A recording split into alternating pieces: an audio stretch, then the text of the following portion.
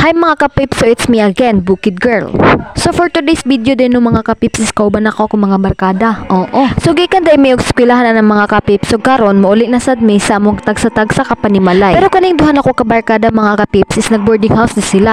Pero kung laayo na sad sila sa boarding house, mauli na sad sila sa ilaha. Unya kung laayo na pa sila sa ilaha, mauli na pa sila boarding house. So ingana kabuutan na ako mga barkada. So sa tinod lang mga kapips na is daghan jud kayo ming magbarkada or circle of friends ba.